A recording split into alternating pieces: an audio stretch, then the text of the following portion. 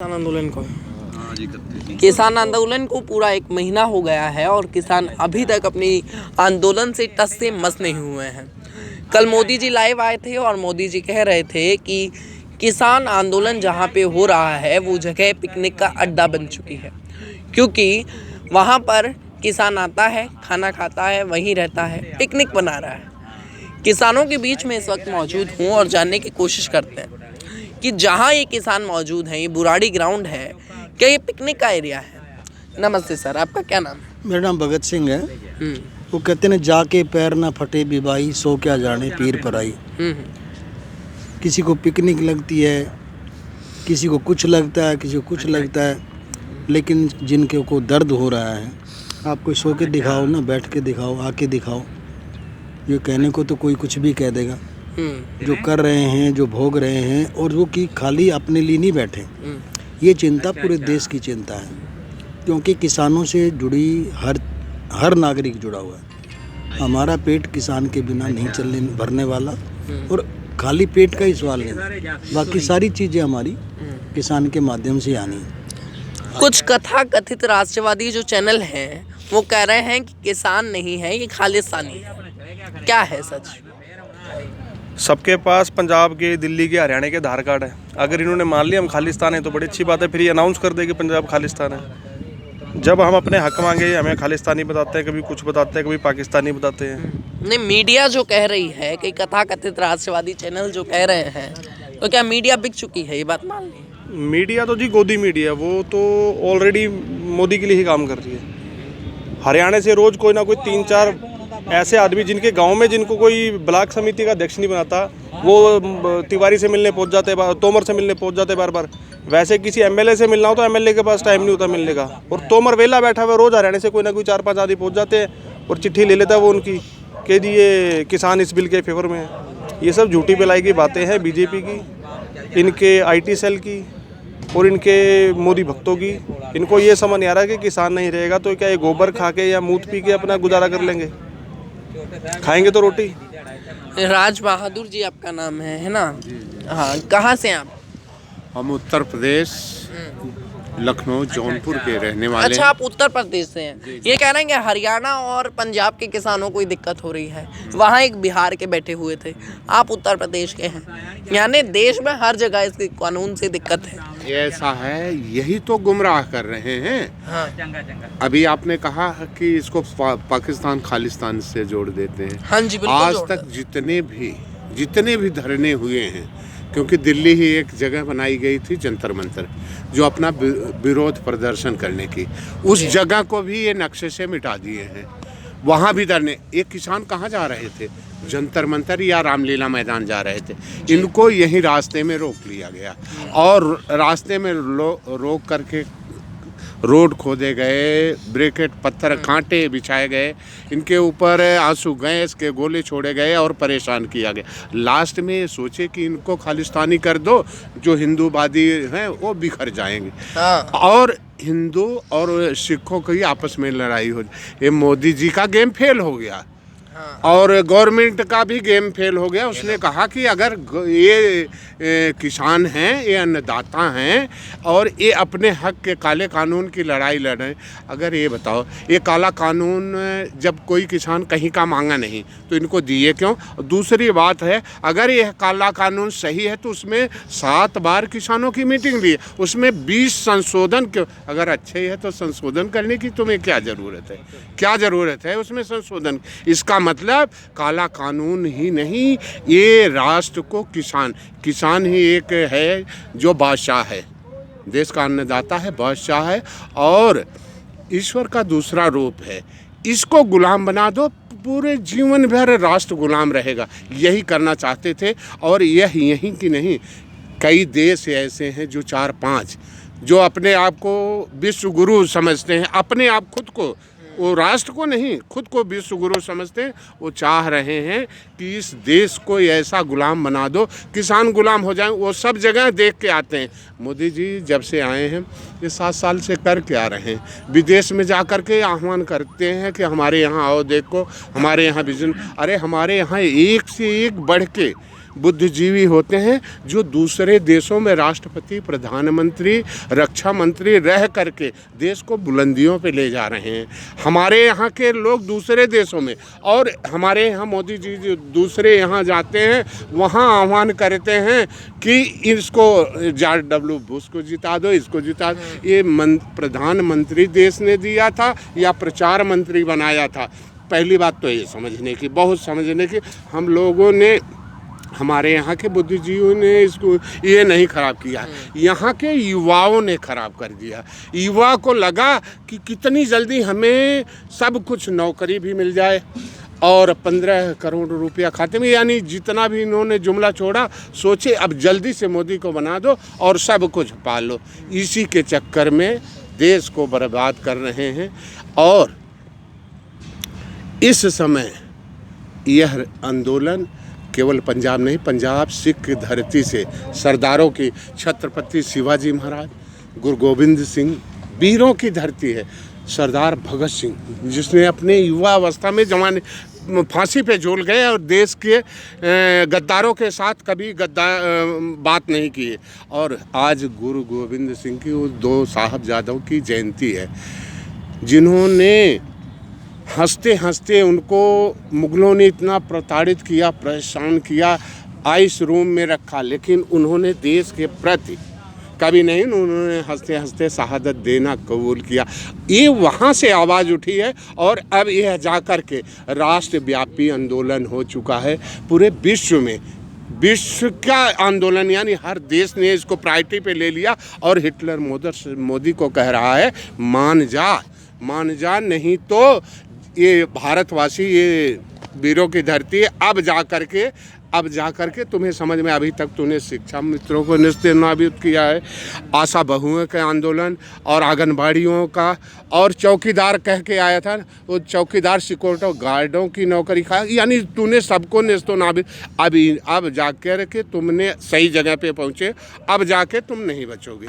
तो इसलिए बहुत दर्द है देश वालों को और किसानों का। और किसान के साथ लगभग ये समझ लो 60% लोग किसानों से कहीं न कहीं जुड़े रहते हैं। और जो अन्न खाते हैं उनको, मोदी तो अन्न खा नहीं रहा, उसको अन्न नहीं खा रहा है तो उसको पे वो तो मशरूम खा रहा जा करके कहीं दूसरे देशों में, बादाम और ये सब अखरोट खाता जो बाहर पैदा होता, हमारे देश में पैदा।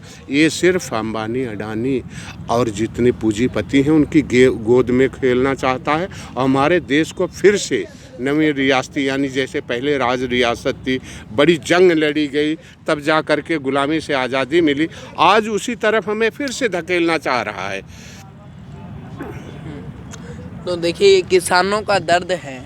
विजेंद्र यादव जी, आपका स्वागत है हमारे चैनल पे। पहले तो मेरा नाम विजेंद्र यादव है, मैं अखिल भारतीय यदुवंशी महासभा का राष्ट्रीय अध्यक्ष, पूरे देश के 26 करोड़ यादवों का प्रतिनिधि करता हूँ। नहीं, मैं आपसे ये पूछना चाह रहा हूँ कि कल अटल बिहारी वाजपेयी जी का जन्म दिवस था। हाँ, मोदी जी आए टीवी पर लाइव और सभी किसानों को जो है सम्मान निधि 2000 से ज़्यादा रुपया जो भी था, 2200-2300 वो दिया गया और टोटल कुल मिलाकर 18,000 करोड़ रुपया जो है बांटा गया है ना। तो इससे किसान कितना संतुष्ट है? देखिए, इससे किसान बिल्कुल संतुष्ट नहीं है। जो 18,000 करोड़ की आप बात कर रहे हो, अगर आप उसको सही मायने में उसको आप देखो तो एक आदमी को जो है 17.5 रुपये महीना मिलता है, करीब 16 रुपये पर डे। अब आप बताइए, अगर एक महीने में 16.5 या 17 रुपये एक किसान को मिले तो वो क्या परिवार चलाएगा, क्या बच्चों को पढ़ाएगा, क्या वो बच्चों को आगे मजबूत करेगा? ये सब बिल्कुल इस देश के किसानों को बेवकूफ़ बनाने का षड्यंत्र है। एक पैकेज के नाम पर, कभी जो है योजनाओं के नाम पर, आज तक इस मोदी जी ने जो भी पैकेज दिया वो आज तक कभी जनता तक नहीं पहुंचा। जो योजनाएं की इसने बात की है वो आज तक योजनाएं वहाँ तक नहीं पहुंची है। मैं पूछना चाहता हूं माननीय प्रधानमंत्री जी, आपने 14 में कहा था मैं आय दोगुनी करने के लिए आया हूं। आपने जो है इस कोरोना काल के अंदर निजीकरण कर BSNL को, LIC को, रेल को, एयरपोर्ट को, क्या पेट्रोलियम, क्या गैस एजेंसी, क्या तकरीबन 33 संस्थाएं जो हम सब लोगों ने मजबूती से इस देश को 70 साल में खड़ा किया था, उनको सबको निजीकरण कर दिया। उसमें SC ST OBC का आरक्षण भी खत्म हो जाएगा। उसके अंदर जो सरकारी कर्मचारी हैं वो आज बंधुआ मजदूर की तरह हो जाएंगे। फिर इसने सोचा कि कृषि क्षेत्र एक ऐसा क्षेत्र है जो 60% जो इस देश के किसान हैं उस पर आत्मनिर्भर होकर कृषि कर अपने बच्चों को doctor, engineer, IPS, ML, MP बनाने का काम करते हैं। अगर जैसे देश का निजीकरण कर ईस्ट इंडिया कंपनी की तरह इनको गुलामी की तरफ ले जाने का षड्यंत्र रचा, उसके बाद जब उसने देखा कृषि क्षेत्र ही इनके पास आत्मनिर्भर का जरिया है, तो इस आत्मनिर्भर के जरिए को भी अडानी अंबानी के हाथ में देकर इस किसान को अपने ही खेत में उसको मजदूर बनाने का षड्यंत्र रचा जा रहा है। कहीं ना कहीं इसकी पहचान किसानों को बहुत जल्द हो गई। लगातार 3 महीने से पूरे देश में ये आंदोलन चल रहा है। जब ये आंदोलन की बात इस प्रधानमंत्री ने नहीं सुनी, तब ये लोग जो है पंजाब से ये दिल्ली की तरफ कूच किया। और अब ये पंजाब का आंदोलन नहीं है, ये पूरी देश का ही नहीं, पूरे इंटरनेशनल लेवल पर किसान महाआंदोलन हो चुका है। चाहे वो कनाडा हो, ऑस्ट्रेलिया हो, चाहे वो अमेरिका हो, चाहे ब्रिटेन हो।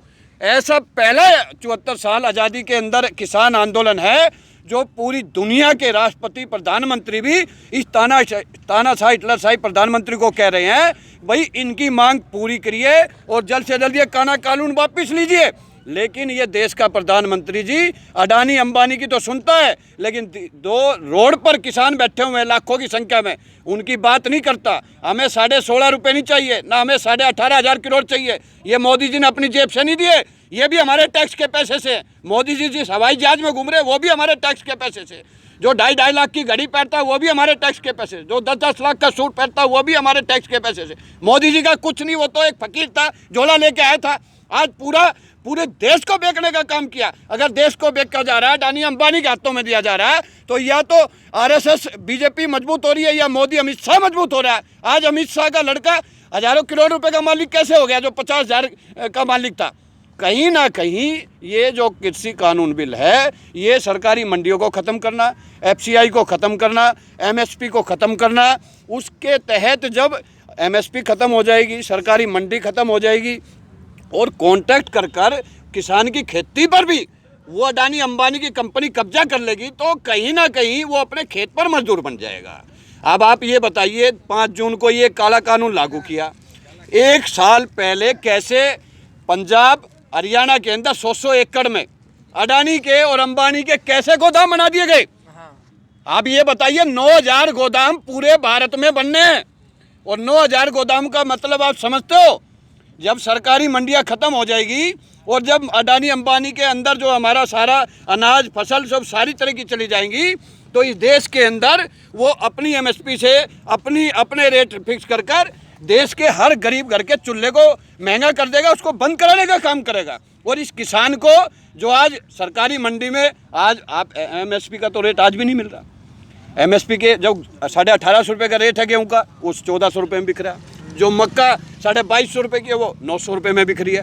मैं पूछना चाहता हूँ माननीय प्रधानमंत्री से, स्वामीनाथन रिपोर्ट जो है 8 साल से रुकी हुई है, आप उसको लागू कर दीजिए। उसके रेट की रिपोर्ट जो है पूरे देश में लागू कर दीजिए, अपने आप ही किसान की आय दुगनी हो जाएगी।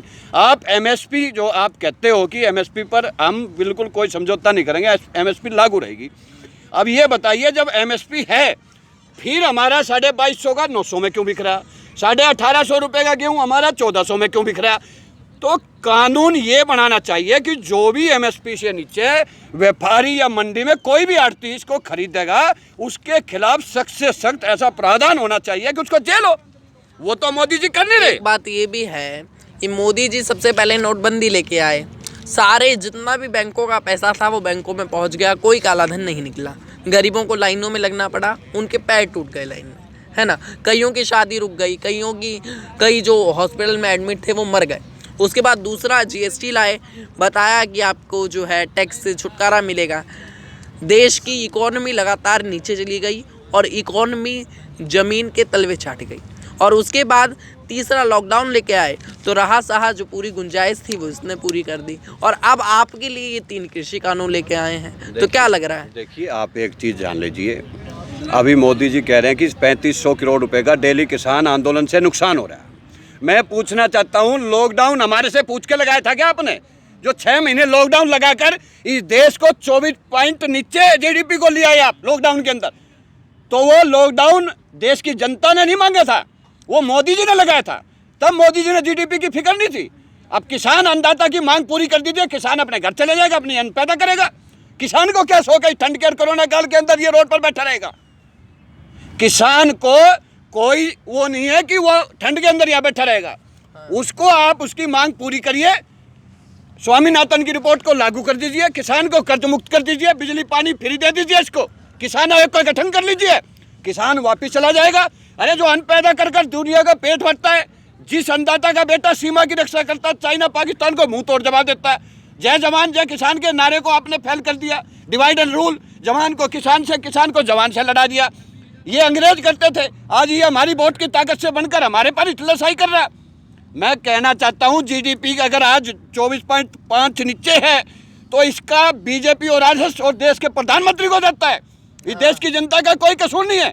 इस लॉकडाउन के अंदर इसी अन्नदाता ने दुनिया का घर पे बैठे बैठे अन्न पैदा कर कर उनको भूख से राहत देने का काम किया था, उनके घर तक राशन पहुंचाने का काम किया था, और 3500 करोड़ रुपए का कोई नुकसान नहीं हो रहा है। मोदी जी चाहे तो ये कल आंदोलन खत्म हो सकता है। आप कच्छ में मीटिंग कर रहे हैं, मध्य प्रदेश में कर रहे हैं, कल समाज कर रहे हैं अटल जी के ऊपर। अरे भाई आप खालिस्तान की बात बंद करिए, विदेशी फंडिंग की बात करिए। आप ये बताइए किसान का 74 साल में किसी सरकार ने आज तक ऐसा नहीं है जिसने शोषण नहीं किया हुआ। कभी किसान कर्ज मुक्त नहीं हुआ, आत्महत्या करने पर मजबूर हो रहा है। 3.5 लाख रुपए देश के भ्रष्टाचारी मौलिया, नीरव मोदी और मालिया, उनको हवाई जहाज से भेज दिया, 3.5 लाख रुपए कर्जा माफ कर दिया इस साल। किसान का कर्ज मुक्त क्यों नहीं किया? 7 पे कमीशन सरकारी कर्मचारी की आ गई, 20,000 से 1 लाख रुपए सैलरी हो गई।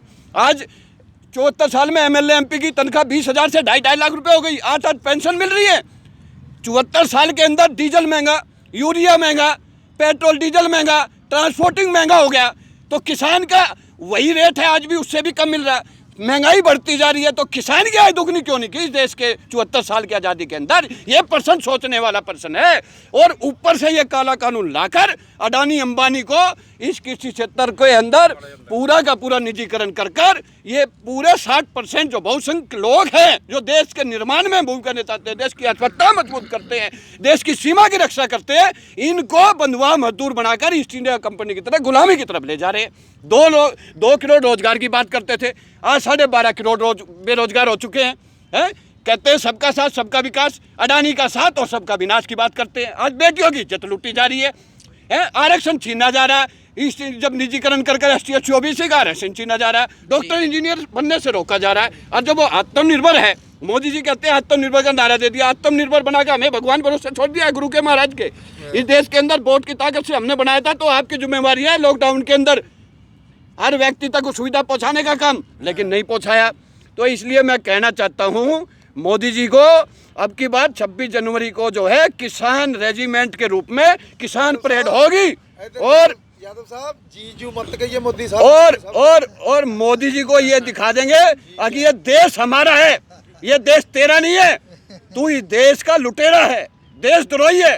तू अगर सही होता है तो आज अन्नदाता 31 दिन से रोड पर बैठा, 1 महीने से ज्यादा है। 35 हमारे अमर शहीद जो है किसान शहीद हो चुके हैं। कौन जिम्मेवार है इनका? इनका जिम्मेवार मोदी है, इनका जिम्मेवार कृषि मंत्री है, इनका जिम्मेवार अमित शाह है। क्यों बार बार जाकर चुनाव की तैयारी में लगे हुए हैं? बिहार की चुनाव में वहाँ कोरोना नहीं होता, कलकत्ता के अंदर हजारों की रैलियां निकाल रहे हैं, वहाँ कोरोना नहीं हो रहा, यहाँ कोरोना हो रहा है। विदेशी फंडिंग की बात करनी है तो PM केयर फंड बनाया था मोदी जी ने, 9 कंपनी चाइनीज का, उसमें कई लाख करोड़ रुपए आया, वो है विदेशी फंड। मोदी जी से पूछिए PM केयर फंड का पैसा जो लोगों ने दिया वो इस लॉकडाउन में जनता तक क्यों नहीं पहुंचा, बेरोजगारों तक क्यों नहीं पहुंचा, लोगों के आखिरी तक राशन क्यों नहीं पहुंचा? विदेशी फंडिंग अगर किसी ने ली है PM केयर फंड में तो वो मोदी जी ने ली है।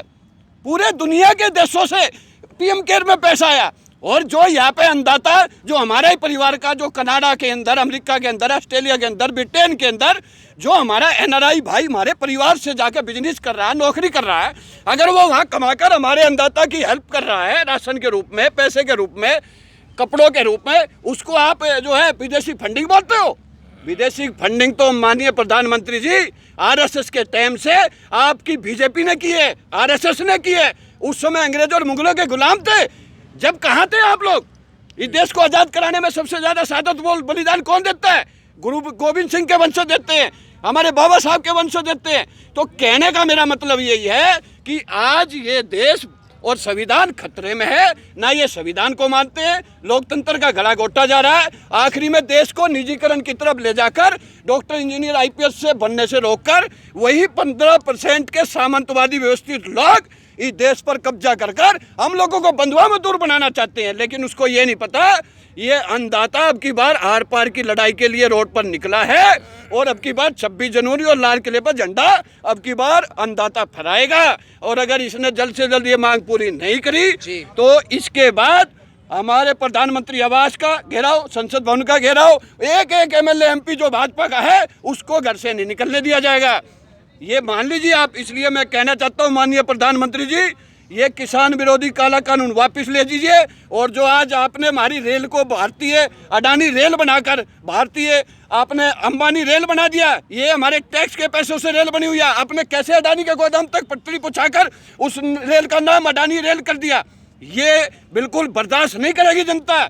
और ये विदेशी फंडिंग और खालिस्तान टुकड़े टुकड़े गैंग ये हमारे को बिल्कुल मत बताइए।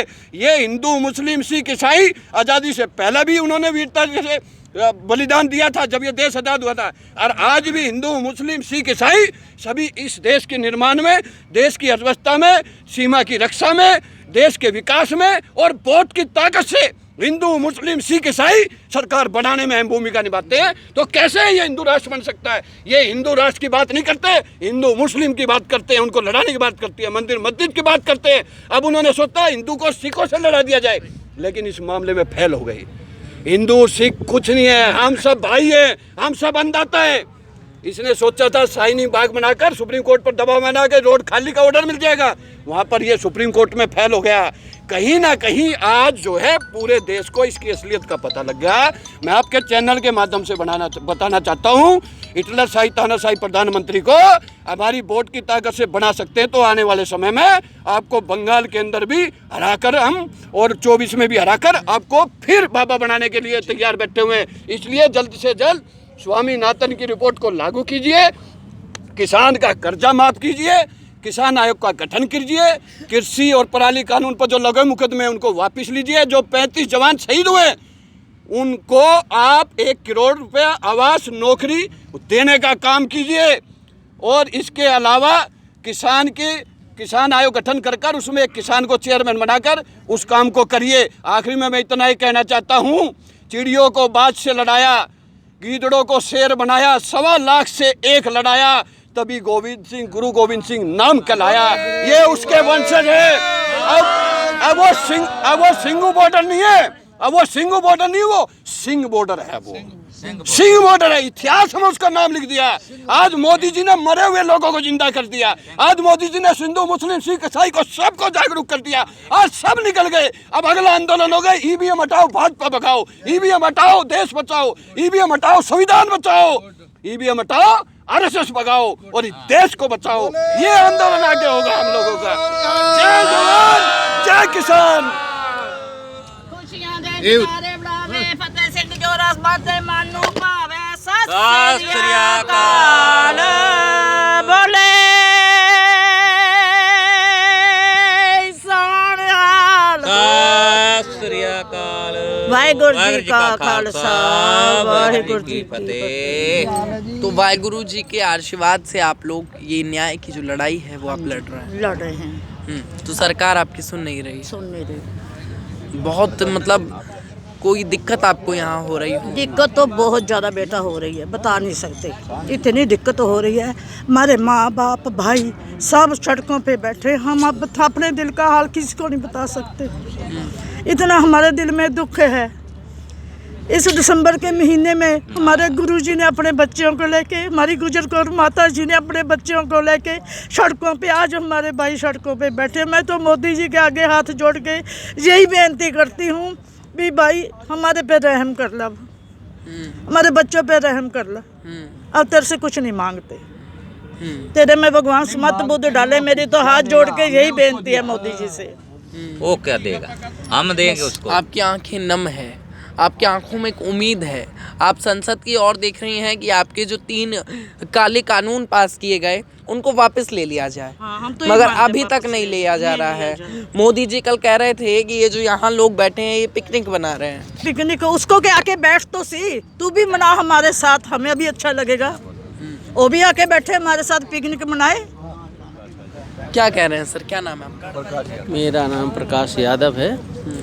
और बताइए मोदी जी क्यों आप लोगों की जो बात है उसे नहीं सुन रहे? एक्चुअली मोदी जी केवल सत्ता प्रेमी हैं और आज से नहीं बल्कि बचपन से वो सत्ता के लोभी हैं और कभी भी गरीब लोगों के लिए उन्होंने कभी सोचा नहीं। उन्होंने वक्त आने पर अपने आप को गरीब कहते हैं, अपने आप को ओबीसी कहते हैं, तो कभी एससी बना लेते हैं, कभी एसटी बना लेते हैं अपने वोट बैंक के लिए। बंगाल में चुनाव है तो दाढ़ी उगा के रविंद्रनाथ टैगोर बना चुके हैं। वो उनको सत्ता के लिए जो भी करना पड़े, सिर्फ वही नहीं बल्कि उनके साथ जितने भी लोग हैं, आज देखिए पूरे देश में उनकी सरकार है, ठीक है, स्टेट में सरकार है, लेकिन कहीं भी आप देख लीजिए तो कोई भी सांसद हो या उनका कोई भी विधायक हो या कोई भी स्टेट के अंदर उनका सीएम हो, कोई काम करने के लिए तैयार नहीं है। केवल उनका एक ही है कि लोगों को भ्रमित करो और लोगों को, अगर हम काम नहीं कर सकते हैं तो लोगों को धर्म से जोड़ दो,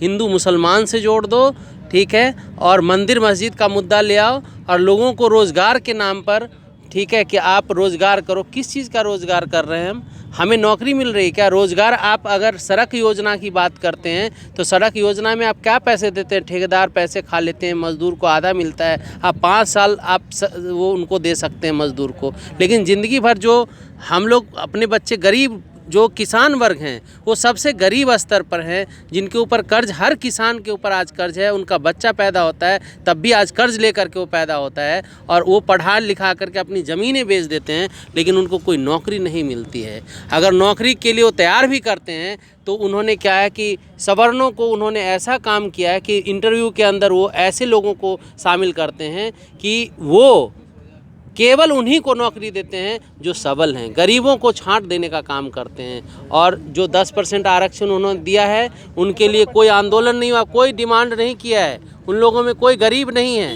लेकिन फिर भी कोई आंदोलन नहीं, कोई कुछ नहीं, कोई डिमांड नहीं, फिर भी उन्होंने आरक्षण देने का काम किया है। तो गरीबों को और गरीब करने का जो मुद्दा है वो छेड़ रहे हैं और अमीर को और अमीर बनाने का उनका जो अभियान है उसमें उनका सरकार, जितना भी देश में उनकी राज्य की सरकार है, वो सारे काम कर रहे हैं। ठीक है, तो ये थी अखिल भारतीय यदुवंशी महासभा जो यहाँ पर लंगर की सुविधा दे रही है। तमाम जो कार्यकर्ता हैं उन्होंने आपसे बात करी और किसानों का जो असलियत में जो उन्हें दर्द है उसे समझाने की इन लोगों ने कोशिश की है। इसी के साथ मैं हिमांशु, देखते रहिए किसान आंदोलन से दिल्ली न्यूज़ की खास पेशकश।